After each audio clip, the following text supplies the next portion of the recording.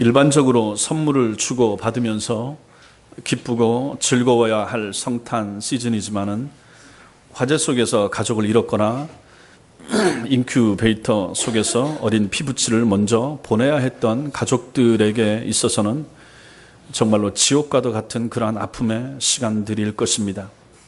우리는 왜 세상에서 이러한 일들이 일어나야 하는지, 그리고 왜 하나님은 우리에게 이런 일들을, 우리 세상에 이런 일들을 허락하시는지, 이 세상에서는 결코 그 답을 다 알 수가 없습니다. 화재가 나서 참 아까운 사람들이 너무 많이 세상을 떠났습니다. 국민일보를 봤더니 그 중에 두 분은 목사님도 계셨습니다. 40대와 60대 목사님도 계셨습니다. 제천에 있는 성결교 목사님들이신데, 그걸 보면서 하나님께서 하시는 일은 정말로 모른다. 뭐 목사라고 살아남고, 거기 뭐 권사님들도 한 두 분 계시고 이러던데, 정말로 우리가 믿고 우리가 생각하고 우리가 이해하는 기독교 신앙이라고 하면 목사와 신자들은 다 살아남고 불신자나 불교 신자들은 다 뭐 죽을 수도 있고, 우리는 이렇게 생각하기 쉬운데 실제로 세상에서는 그렇지 않더라 하는 것입니다. 하나님께서 왜 이렇게 하시는지, 이런 것을 왜 허락하시는지 우리는 다 알 수가 없는 것입니다. 이러한 세상 속에서 여러분과 저는 산다 하는 것이죠. 이것이 세상입니다. 그래서 우리는 답답하죠. 그럼에도 불구하고 우리는 성경을 통해서 끊임없이 이 문제에 대한 답을 찾아볼 수가 있다 하는 것입니다. 북한의 김정은 집단의 수많은 미친 행동들에 대한 하나님의 심판은 언제인가?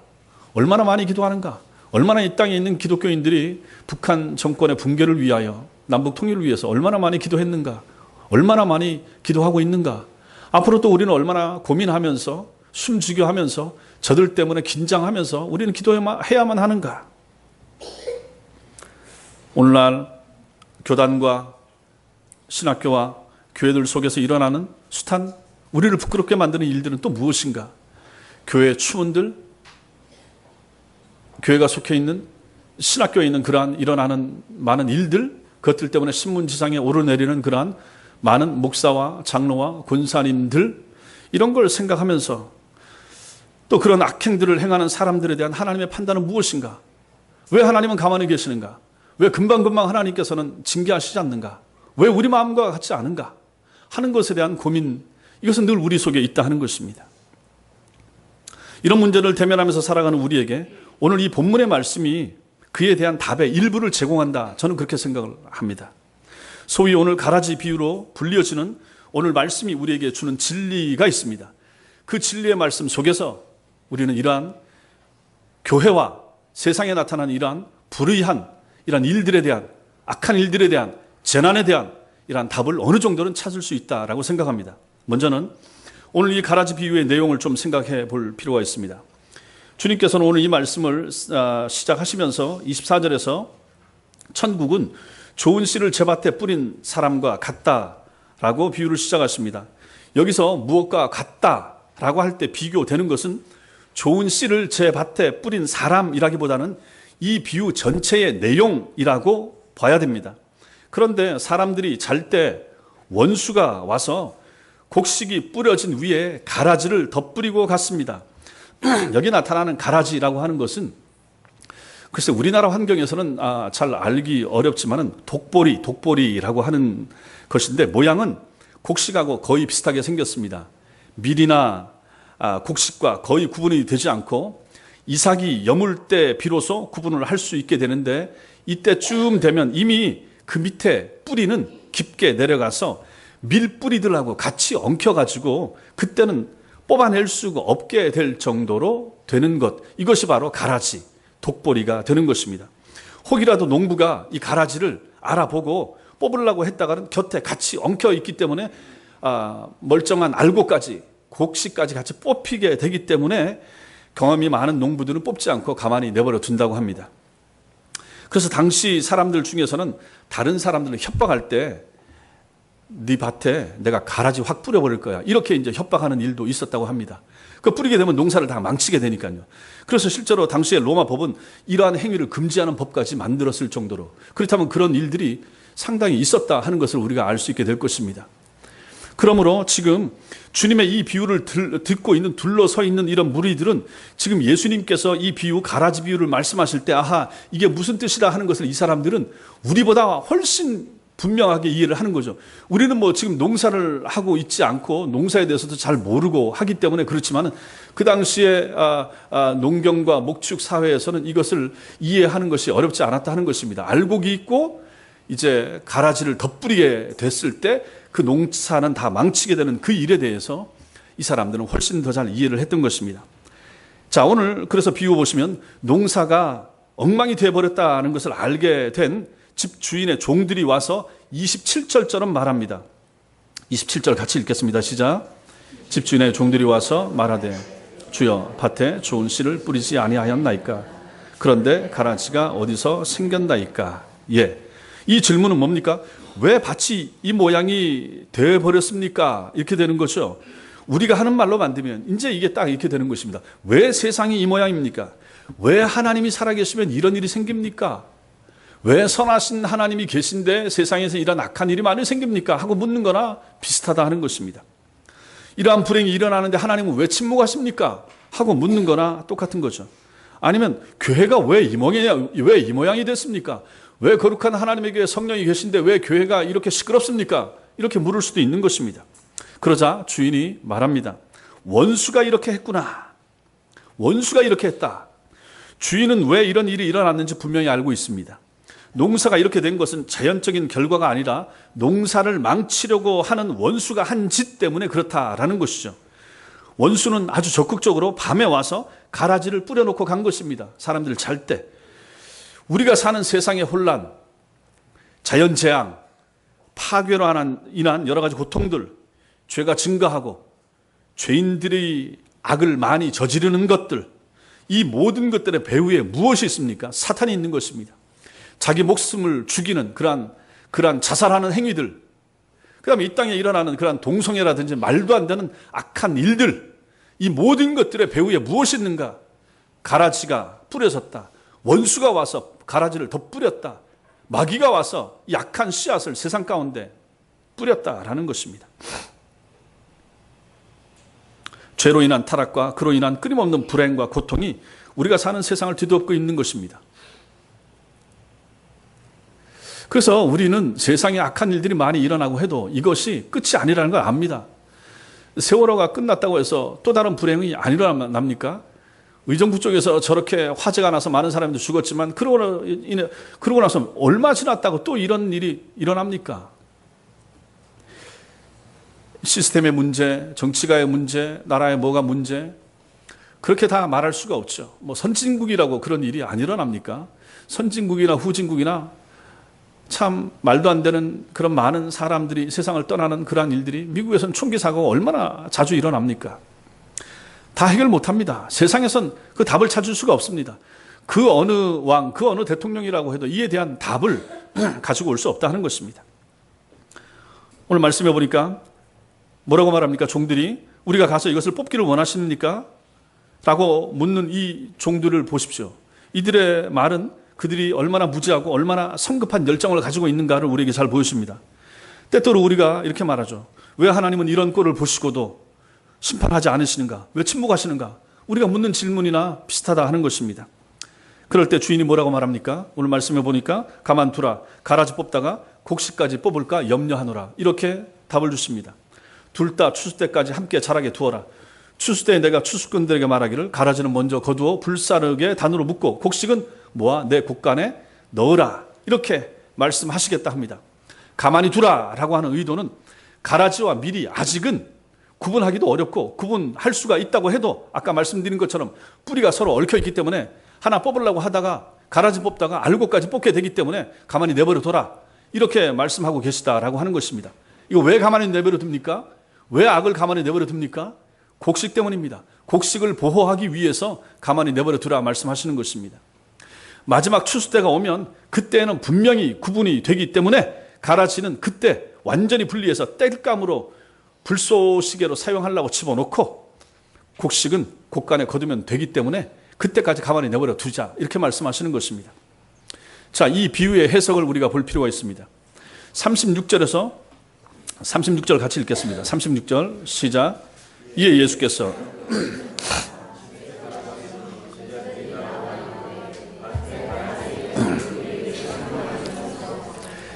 주님은 모인 사람들을 흩으시고 군중들을 흩으시고 제자들과 한적한 곳으로 와서 사적인 시간을 가졌습니다. 이때는 이제 제자들만 남아 있습니다.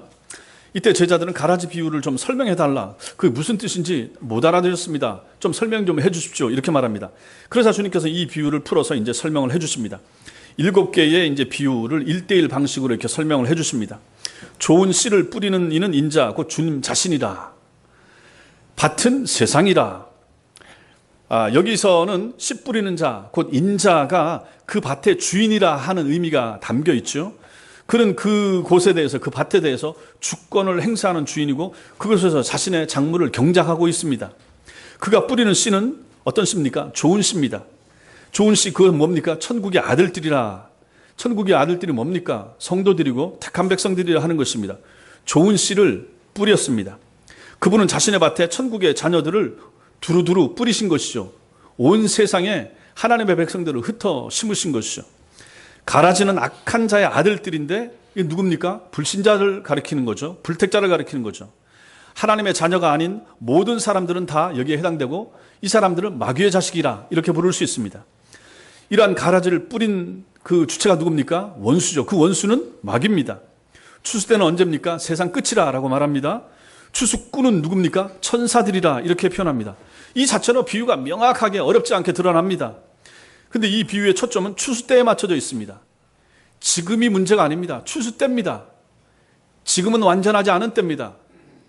추수 때입니다. 세상 끝입니다. 이때는 가라지를 불태우듯이 인자가 천사들을 보내서 그 나라에서 넘어지게 하는 것과 불법을 행한 사람들을 다 모아서 풀무불에 던져 넣을 것이고 그들은 거기서 이를 갈면서 울 날이 있을 것이라 이렇게 우리는 알고 있습니다. 또 악한 자의 아들들과는 완전히 대조적으로 의인들, 좋은 씨앗들은 자기 아버지 나라에서 해와 같이 빛나는 순간을 맞이하게 될 것이라 천국에 들어가는 거죠. 이렇게 마지막 추수 때 마지막 예수님이 재림하시는 순간에는 모든 것이 확연하게 구분이 되고 분리가 되고 영생과 영벌로 천당과 지옥으로 갈라질 날이 올 것이라 하는 것입니다. 그러므로 오늘 비유의 핵심은 지금 우리가 사는 세상이 문제가 아닌 끝날이 있다, 종말이 있다. 종말의 때는 확연하게 완전하게 구별되고 분리가 될 것이니 그때까지 좀 참으라 하는 것이 여기에 들어있다 하는 것입니다. 이 가라지 비유를 우리에게 적용하는 것이 필요합니다.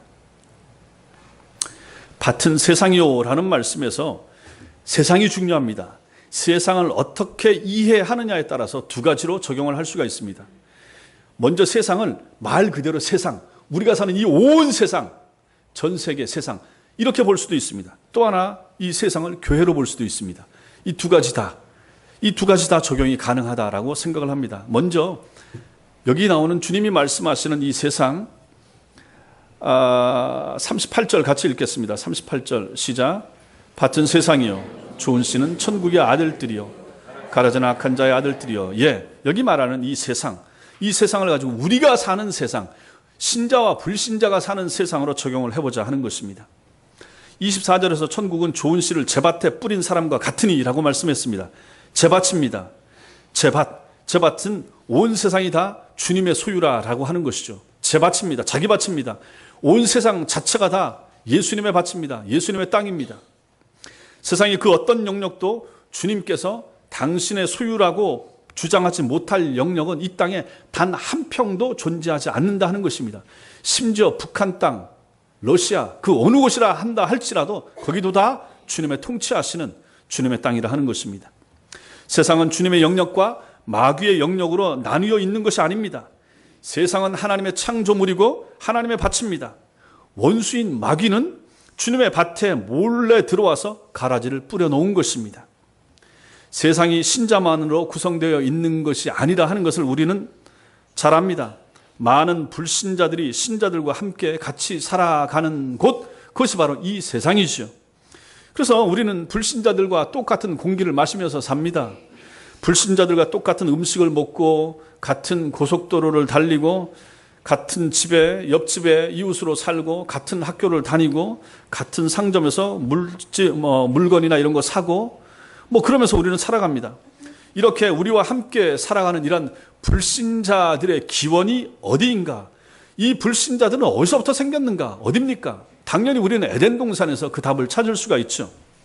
마귀가 아담에게 와서 죄를 심어 놓은 것에서부터 시작됩니다. 선악과를 따먹어라 라고 말한 것에서부터 그것이 이제 시작된 것으로 보는 것입니다. 그런 죄의 영향으로 인해서 아담의 후손 중에 우리가 잘 아는 가인과 아벨이 있습니다. 아벨은 신실하고 경건하게 하나님을 잘 섬기는 사람이었지만 가인은 그렇지 못했습니다. 그래서 이 둘이 제사를 예배를 드렸는데 아벨의 것은 하나님께서 받으셨지만 가인의 것은 가인과 가인의 바친 제물은 안 받으셨다라고 창세기에서 말하는 것을 우리는 잘 압니다.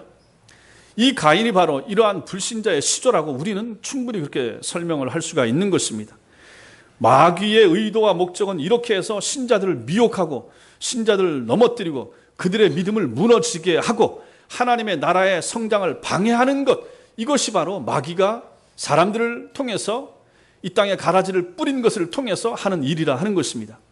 신자가 불신자와 함께 살아간다는 것 자체는 우리 신자들에게는 고통과 환난을 의미합니다. 아프죠. 힘들죠. 불신자들로 인해서 얼마나 많은 신자들이 죽었습니까? 박해를 얼마나 많이 당했습니까? 세상에 있는 악한 사람들, 예수 모르는 사람들, 하나님 밖에 있는 사람들로 인해서 하나님 안에 있었던 신자들이 얼마나 많이 죽었는가 하는 것입니다. 불신자와 사는 세상 속에서는 어쩔 수 없다 하는 것이죠. 지금도 불신자들로 인하여 그들의 사상으로 인하여 신자들이 이 땅에서 당하는 고통들이 분명히 있을 수 있다 하는 것입니다. 심지어는 가족 내에서도 불신자 가족 때문에 신자인 우리가 당하는 어려움과 아픔, 고민거리 있을 수 있다 하는 것입니다. 시편 73편을 보면 아삽이 느꼈던 그러한 내용들을 시편 73편에 쭉 적어놓고 있습니다. 거기 보면 세상에서 불의하고 악하고 불경건한 자들의 형통을 신자들은 지속적으로 보게 된다 하는 것입니다. 왜 악한데? 왜 나쁜 짓을 하는데? 왜 사기치는데? 저 사람은 잘 되는가? 왜 더 잘 사는가? 왜 부자로 사는가? 왜 신자인데? 왜 예수 믿는데? 왜 교회를 나오는데? 신자보다 잘 살아야 될 것 같은데, 더 건강해야 될 것 같은데, 더 오래 살아야 될 것 같은데 왜 실제로 안 그런가? 왜 이렇지? 왜 기도 이렇게 열심히 한다고 하는데 이런 어려움과 이런 아픔이 있지? 우리는 그런 고민을 하는데 아삽이라고 하는 사람도 그런 고민을 느꼈다 하는 것입니다. 그래서 그가 그 현실을 목격하고 나서 쓴 시가 바로 시편 73편이 되는 것입니다. 오늘 돌아가서 한번 읽어보십시오. 거기에 그의 고민이 있고 그가 발견한 답도 거기에 들어있는 것입니다. 이러한 고민을 똑같이 느꼈던 선지자가 있습니다. 그 사람이 바로 하박국입니다. 그래서 그 하박국서 내용도 다 그것을 다루고 있는 것입니다. 그 하박국서의 결론이 무엇으로 나옵니까? 오직 의인은 믿음으로 말미암아 산다라고 하는 답이 거기서 나오는 거예요. 의인은 돈 가지고 사는 것이 아니라, 의인은 잘되는 세상적인 기준 가지고 사는 것이 아니라, 의인은 형통하고 돈 잘 벌고 건강하고 오래 살고 세상에서 말하는 그러한 복 가지고 사는 사람이 아니라 하는 것을 거기서 우리에게 알려주고 있다 하는 것입니다. 여러분과 저는 의인이고, 의인은 무엇으로 삽니까? 믿음으로 산다 하는 것을 우리에게 알려준다 하는 것입니다. 우리는 세상을 살면서 시편 68편 2절처럼 악인이 하나님 앞에서 망하게 하소서, 때로 우리는 그런 기도도 하지 않습니까? 이런 우리의 마음은 집 주인의 종들이 28절에서 우리가 가서 이거 다 뽑아버릴까요? 이렇게 말한 거나 똑같다라고 하는 것입니다. 그러니까 그들의 심정과 동일한 것입니다. 근데 집 주인이 뭐라고 말합니까? 뽑지 마라, 가만히 내버려 둬라, 이렇게 말합니다. 가라지 뽑다가 알고까지 망칠 수 있기 때문에 그런 것입니다. 기독교회가 득세할 때 이슬람하고 싸웠던 십자군 전쟁이나 이런 거, 칼과 창으로 세상을 뒤엎으려고 하는 이런 건 주님이 원하시는 방식이 아닌 것입니다. 지금 이슬람이 취하고 있는 그런 방식도 하나님이 원하시는 방식이 아니라 하는 것입니다. 교회가 힘이 세고 교회 단체를 힘을 모아가지고 데모를 한다든지 뭘 하면서 우리의 뜻을 관철시키려고 하는 것, 이런 것도 물론 그래야 될 것도 있지만 단군상 운동이나 이런 것 같으면 그 외에는 그런 것이 하나님의 뜻이 아니라 하는 것입니다. 교회가 힘이 세고 나라가 기독교 국가고 그럼 칼 들고 옆에 나라를 침략해서 기독교 세계를 만들고, 이건 하나님의 뜻이 아니라 하는 것입니다. 예전에 인디언들 선교하고 할 때 미국에 들어갔던 초기 개신교인들 가운데 그렇게 했던, 그래서 점령해서 하나님 나라를 확장시켰다라고 생각했던 잘못 생각했던 무리가 얼마나 많습니까? 남미를 점령하고 할 때도 마찬가지 아닙니까? 그럼 포르투갈이나 이런 나라들이 카톨릭 가지고 들어가서 하나님의 땅을 넓힌다고 하는 그런 명목 가지고 아프리카 침공하고 남미 침공하고, 이런 것은 하나님이 원하는 하나님의 방식이 아니었던 거죠. 교회가 잘못 가르쳤습니다. 지금도 마찬가지입니다. 이런 것은 하나님의 방식이 아니라, 집주인이 말합니다. 뽑지 마라, 가만히 내버려 둬라, 이렇게 말씀하잖아요.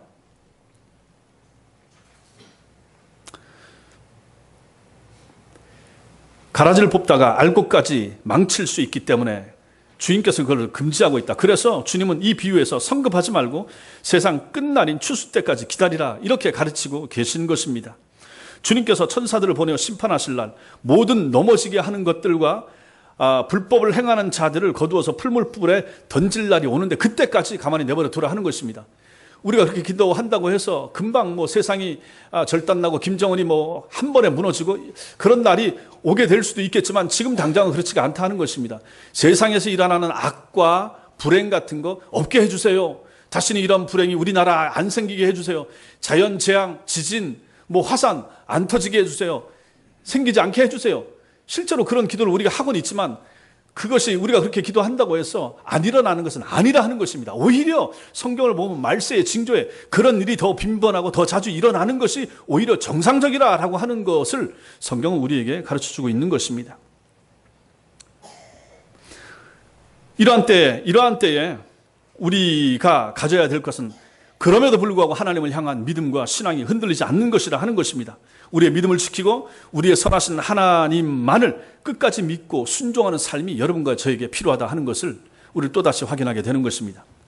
두 번째로, 우리는 교회에 이 말씀을 적용을 할 수가 있습니다. 세상에 적용을 했더니 세상 가운데서 악이, 불행이, 끊임없이 아픔이, 사회적인 고통이 끊임없이 있더라. 이것은 세상 끝날까지 주님께서 그대로 둔다 하는 것입니다. 이 땅 천당으로 변하지 않습니다. 잘못 가르치는 여호와의 증인들 같은 그런 사람들, 이 땅에 하나님 나라가 온다, 그거 착각입니다. 잘못 성경을 이해한 것입니다. 이 땅은 오히려 이렇게 악해지고 더 흉흉해지고 더 패역한 일들이 많이 일어나다가 마침내 예수님 재림하시게 되는 것이 성경적인 종말관이라 하는 것입니다. 이제 오늘 이 말씀을 우리 교회에 적용을 해볼 수가 있습니다. 주님께서는 좋은 씨인 천국의 아들들을 심어서 교회를 세우셨습니다. 그런데 마귀가 가라지인 악한 자의 아들들을 교회 중에도 심어 놓았다, 이렇게 우리는 볼 수가 있습니다. 참된 그리스도인들 사이에 진짜처럼 보이는 가짜 그리스도인들을 심어 놓은 것입니다. 그렇다면 우리는 지상에 100% 참 성도로만 구성된 교회는 존재하지 않는다라고 봐야 됩니다. 이 땅에 완전히 택한 백성들, 천당 갈 백성들로만 구성된 교회는 존재하지 않는다. 작으면 아주 작다 하든지, 목사님이 처음 개척했다 그러면 그 가족들 자체는 100% 구원받은 사람들로 볼 수가 있다 그러지만, 어느 정도 좀 잘하고 하게 되면 20명이 되든지 50명 되든지 100명 되든지 그렇게 되면 그 속에 참된 하나님의 백성들도 있지만 그렇지 못한 사람들도 충분히 있을 수 있다라고 하는 것을 우리는 생각을 해야 된다 하는 것입니다. 마귀가 가만히 있지 않기 때문에 그런 것입니다. 마귀가 돌아다니면서 가라지를 덧뿌린다 하는 것이죠. 그래서 사도 바울은 고린도 후서 11장 14절과 15절에서 이렇게 말했습니다. 이것은 이상한 일이 아니니라. 사탄도 자기를 광명의 천사로 가장하나니, 그러므로 사탄의 일꾼들도 자기를 의의 일꾼으로 가장하는 것이 또한 대단한 일이 아니니라. 그들의 마지막은 그 행위대로 되리라. 사탄도 광명의 천사로 가장해서 그런 모습을 띠고 교회 안에 있을 수 있다 하는 것입니다. 목사 중에 그런 사람, 장로 중에 그런 사람, 권사 집사 중에 그런 사람이 분명히 있을 수 있다 하는 것입니다. 앞에서 번듯하게 서서 교회를 인도하고 말씀을 전하고 그렇게 하나님의 복을 전하는 사람 같았지만, 그 사람의 모습도 광명한 천사의 모습으로 마지막 날에 드러날 사람들도 분명히 있을 수 있다 하는 것이 바로 이 말씀의 의미가 되는 것입니다. 교회가 위선자들로 가득해서라거나 혹은 목사들이 거짓을 행해서라고 말하기 때문에 교회에 가지 않는다라고 말하는 사람들이 있습니다. 교회가 너무 썩었습니다. 교회가 너무 부패했습니다. 이 땅에 갈 만한 교회 없습니다. 내가 좋은 교회 많이 찾아봤는데 없습니다. 그래서 난 교회 안 나갑니다. 안 나갑니다. 이런 사람들을 뭐라 그럽니까? 가나안 교인이라 그럽니다. 가나안, 거꾸로 하면 안 나가. 안 나가 교인입니다. 예수는 믿습니다. 믿는다고 합니다. 믿는데 교회는 더럽다. 교회는 추하다. 안 나간다. 집에서 예배 드릴 수 있습니다. 예, 집에서 성경 읽고 그 사람들은 집에서 혼자 기도합니다. 그리고 필요하면 기독교 방송이나 틀어놓고 목사 설교 듣고 또 필요하면 자기가 온라인으로 어디 보낼 때 헌금도 보내고 그러고 그 사람은 신자라 나 예수 믿습니다 이렇게 말합니다. 이런 사람들이 가난한 교인들입니다. 그러나 성경의 모든 교훈은 이러한 변명이 합당하지 않다라고 우리에게 가르쳐주고 있습니다. 교회는 광명의 천사로 위장한 사탄이 역사하고 있고 의의 일꾼으로 가장한 사탄의 일꾼들이 있는 것이 당연하다라고 오늘 말씀이 우리에게 설명해 주고 있기 때문에 그런 것입니다. 가라지를 뿌립니다. 오히려 좋은 교회이면 좋은 교회일수록 바르게 가르치면 바르게 가르치는 교회일수록 사탄이 더 많이 그 교회에 역사한다라고 볼 수도 있는 것입니다. 허접한 교회들은 어차피 가만히 내버려둬도 다 자기 마귀의 자식들이기 때문에 그 전체가 다 마귀밭 아니면 그 갈대밭이라든지 아무도 쓸모없는 그러한 땅일 수 있는 것입니다. 교회 자체가요.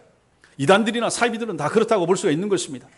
바르게 하려고 하는 교회들 가운데 또 마귀의 역사가 있을 수가 있다 하는 것입니다. 여러분과 또 저까지도 마찬가지죠. 마귀가 끊임없이 흔들어서 하나님의 원하시는 것이 아닌 것을 심어주려고 노력할 수가 있고 여러분들이 어디서 듣다가 이상한 거 듣고 이게 진짜인 것 같은데 우리 목사님이 잘못 가르치네 이렇게 오해를 하고 또 하나님의 말씀을 그렇게 받을 수도 있다 하는 것입니다. 그러므로 우리가 마지막 때에 그런 것을 잘 분별하는 것이 필요하다 하는 것을 보게 되는 거죠. 여러분과 제가 그래서 이 마지막 때에 하나님의 교회 운동에 같이 참여하는 것이 우리 다 같이 이 일에 협조해야 되고 협력해야 되고 그런 길로 달려간다라고 하는 것이 얼마나 멀고 힘든 일인가 하는 것을 깨닫는 것이 또 필요하다 하는 것을 오늘 말씀을 통해서 우리가 생각하게 되는 것입니다. 왜 교회가 이 모양이 되었습니까? 라고 묻는다면 주님이 뭐라고 말씀하시겠습니까? 원수가 이렇게 했다. 원수가 교회를 싸우게 했다. 기독교 신문이나 이런 데 보면 싸우는 교회들, 분란 생기는 교회들, 뉴스엔조이나 이런 데 보면 그런 교회들 너무 많이 일어납니다.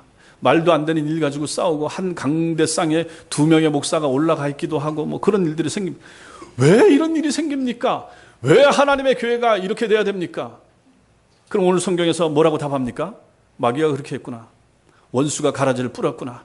원수가 가라지를 성도 마음속에, 목사 마음속에, 장로 마음속에 뿌려서 분열과 다툼과 갈등과 오만과 교만, 자기 말만 들으라 그러고 자기 생각만 옳다 그러고 자기가 가르치는 것만 맞다 그러고 그러다 보니 이런 갈등과 이런 아픔이 교회들 가운데 생기게 된다 하는 것입니다.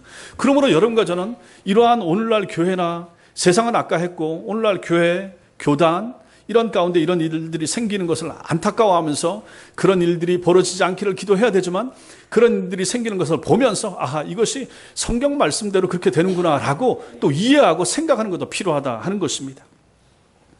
교회에 가라지가 많이 섞여 있다는 것이 심지어 목사나 장로 같은 지도자들 중에도 가라지가 많다는 것이 주님께로 우리가 나아가지 못할 핑계는 될 수가 없다 하는 것입니다. 그렇다고 이 비유가 그저 현실에 안주할 것을 말하는 것은 아닙니다. 그러므로 그냥 있어라. 다 썩었다. 다 부패했다. 어디 가겠느냐. 그렇게 말하는 것은 아닙니다. 때때로 이 비유의 가르침을 가지고 어떤 사람들은 권징의 필요성을 불필요하다 이렇게 주장하는 사람들이 있기도 합니다. 교회는 원래 주님 말씀하신 것처럼 알곡과 가라지가 같이 섞여 있는 곳이고 그게 정상이니까 누구든지 함부로 판단하거나 정죄하지 말고 그냥 가만히 놔둬도 되겠네요. 이렇게 이제 말하는 사람들이 있는데 그러나 이 비유는 주님의 권징과 연결시킬 그러한 비유는 아니라는 것입니다. 권징의 내용은 다른 데서 또 다른 부분을 가지고 봐야지 오늘 이 말씀에서 권징 부분을 그러면 교회가 그냥 아무도 교회 안에 잘못하거나 하는 사람이 있어도 가만히 내버려 둬야 됩니까? 그렇지는 않죠. 주님의 의도는 그것이 아닙니다. 오히려 주님께서 마태복음 18장에서 어떻게 말씀했습니까? 형제가 죄를 범했을 때 개인적으로 권고하고 듣지 않으면 두세 증인을 함께 데리고 가서 그들에게 말하게 하고 그래도 안 들으면 교회가 최종적으로 공식적으로 말한 후에 듣지 않으면 그들을 교회에서 출교시켜라, 쫓아내라 이렇게 말하지 않습니까? 교회의 순결성을 유지하기 위한 권징이 필요하다 하는 것을 말하는 것이기 때문에 오늘 말씀을 가지고 권징에다 적용을 하면 안 된다 하는 것입니다. 교회는 알곡과 가라지가 섞여 있지만 거룩함과 순결함을 유지하려고 애를 써야만 된다 하는 것을 우리가 보게 되는 것입니다. 우리 교회도 마찬가지입니다. 하지만 완전한 거룩을 이룰 것처럼 생각해서 성급한 열정을 가지고 행하게 되면 그것도 어렵습니다. 연약한 성도들이 실족하거나 다칠 수가 있게 된다. 그 가라지 뽑는다고 하다가 옆에 있는 연약한 작은 어린 알곡까지 뽑힐 수가 있기 때문에 그런 것입니다. 그러므로 조심해야 됩니다. 그럼에도 불구하고 또 우리는 교회는 거룩해야 됩니다. 순결해야 됩니다. 거룩한 교회를 끊임없이 지향해야 됩니다. 저도 마찬가지고 여러분도 마찬가지고 세속적인 것이 교회 안에 들어오지 않도록 애를 쓰는 것이 필요합니다. 교회의 세속화를 막아야 됩니다. 경계해야 됩니다. 교회가 세상 정신의 포로가 되는 것 막으셔야 됩니다. 세상의 관점이 교회 안으로 들어오고 교회를 지배하는 것, 이것이 바로 교회의 세속화입니다. 여러분, 그래서 제가 하는 것에 대해서 여러분들이 좀 마음에 안 드는 것이 분명히 있을 수가 있습니다. 여러분이나 저나 신앙적인 배경이 다를 수가 있습니다. 그렇다고 목사인 제가 다 언제나 옳고 그렇지는 않습니다. 저도 연약하고 잘못 결정하거나 잘못 말할 수도 있을 수도 있습니다. 그러나 교리적으로 바르게 하기 위해서 애를 쓰고 있습니다. 여러분들이 여태까지 듣고 배웠던 것 중에서 그것이 너무 좋았다고 해서 앞에 교회에서 그것을 가지고 우리 교회에서 적용하면서 목사님 이대로 해주세요. 우리도 이렇게 합시다. 아니 왜 다른 데는 다 하는데 우리는 왜 안 합니까? 다른 데는 다 성탄절 지키고 이렇게 뭐 꾸미고 하는데 왜 우리 교회는 안 합니까? 그런 얘기를 제가 몇 번 했습니다. 홈페이지도 써놨습니다. 그거 가지고 저한테 얘기하지 마시라 하는 것입니다. 제가 생각 없어서 그렇게 하는 사람이 아닙니다. 목사는 뭐 하는 사람입니까? 목회가 전공입니다.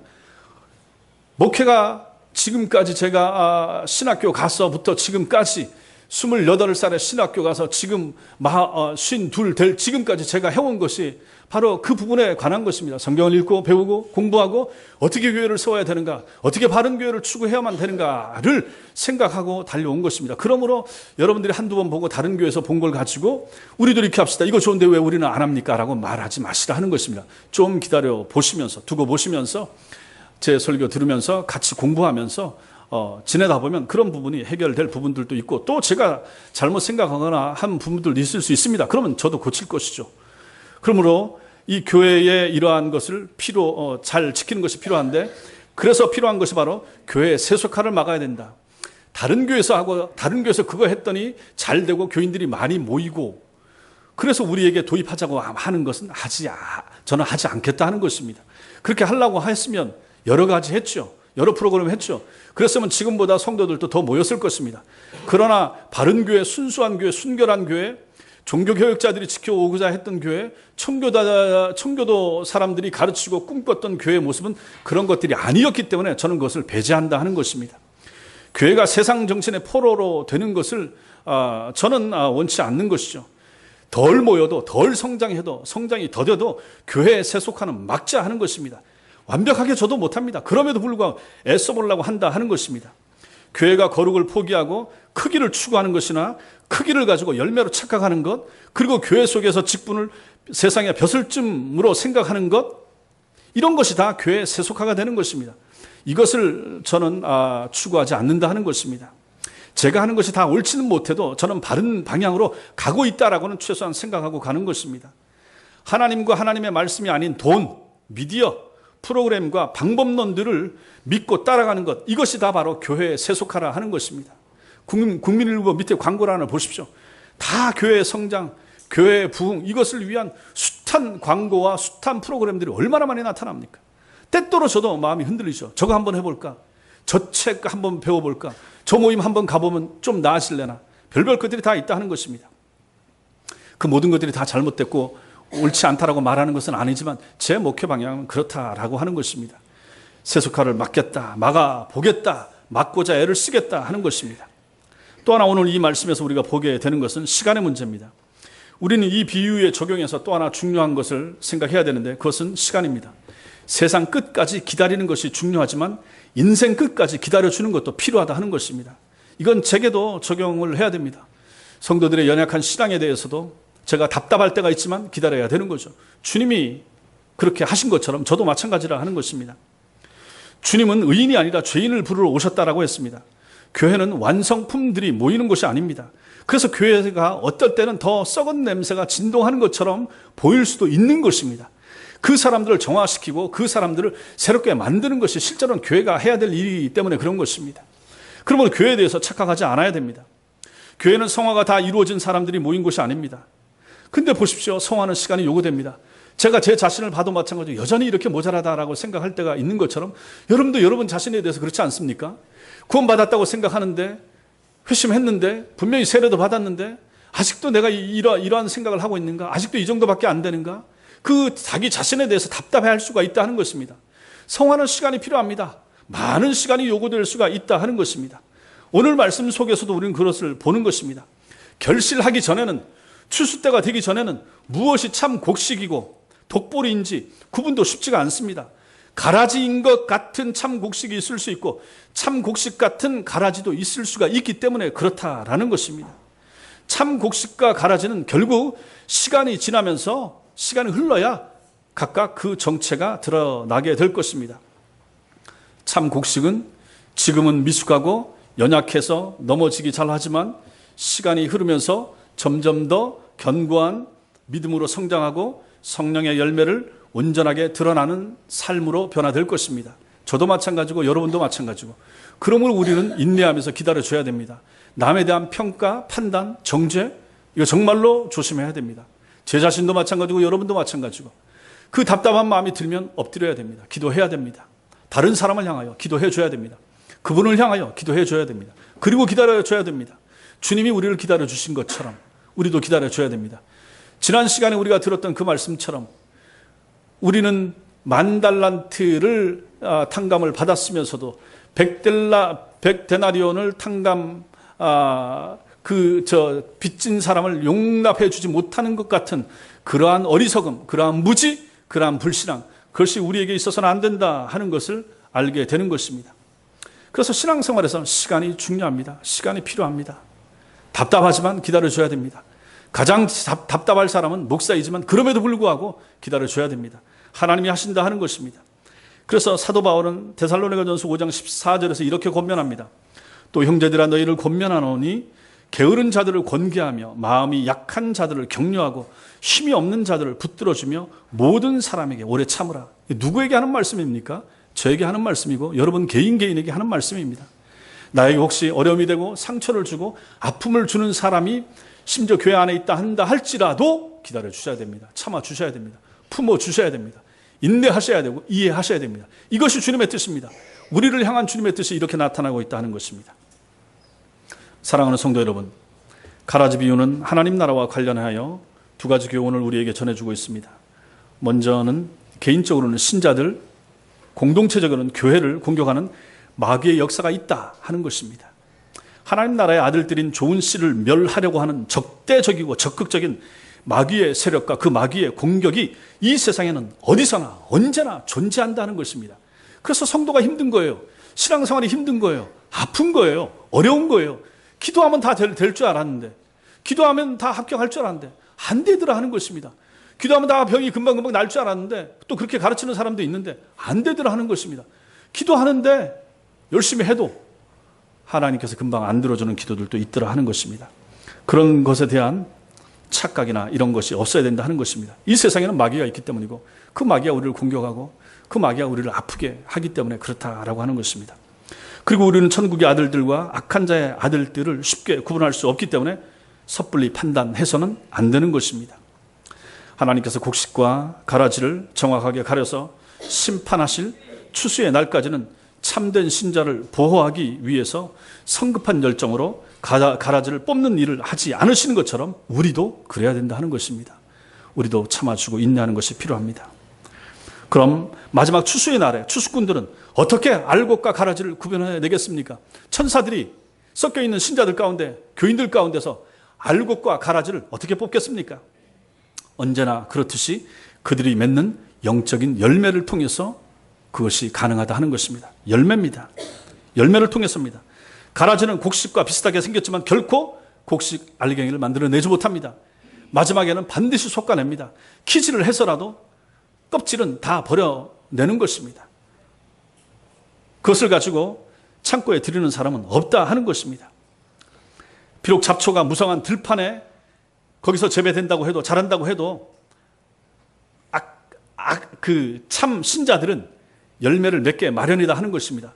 주변에 아무리 가라지가 많이 있어도 참 신자는 또 참 신자로서의 열매를 맺습니다. 왜냐하면 그 사람의 속성 자체가 그렇다 하는 것입니다. 여러분들이 불신자 가운데 섞여 있어도 참 신자는 드러납니다. 경건합니다. 거룩합니다. 구별됩니다. 착합니다. 선합니다. 이웃을 사랑합니다. 베풉니다.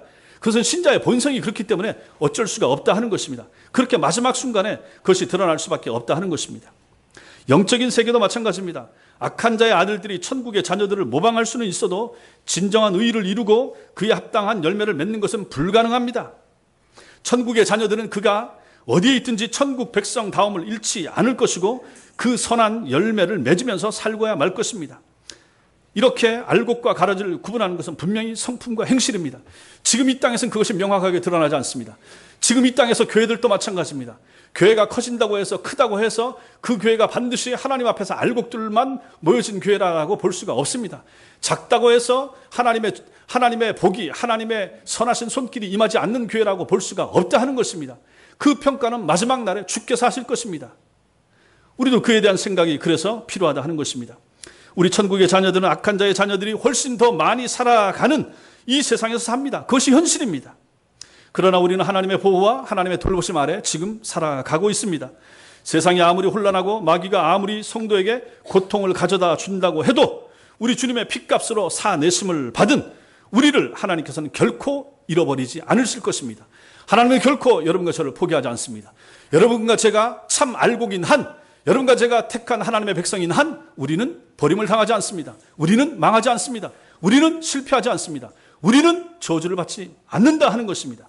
우리를 이 세상에 심으시고 기르시는, 그리고 마지막 날에 뽑으셔서 천국 창고로 인도하실 하나님만을 절대적으로 신뢰하시고 아무리 어려워도 아무리 힘들어도 그 하나님을 향한 신앙을 잃지 마시고 놓지 마시고 마지막 순간까지 이 믿음을 끝까지 지키시는 하나님의 사람들이 다 되시기를 주님의 이름으로 축원합니다. 기도하겠습니다.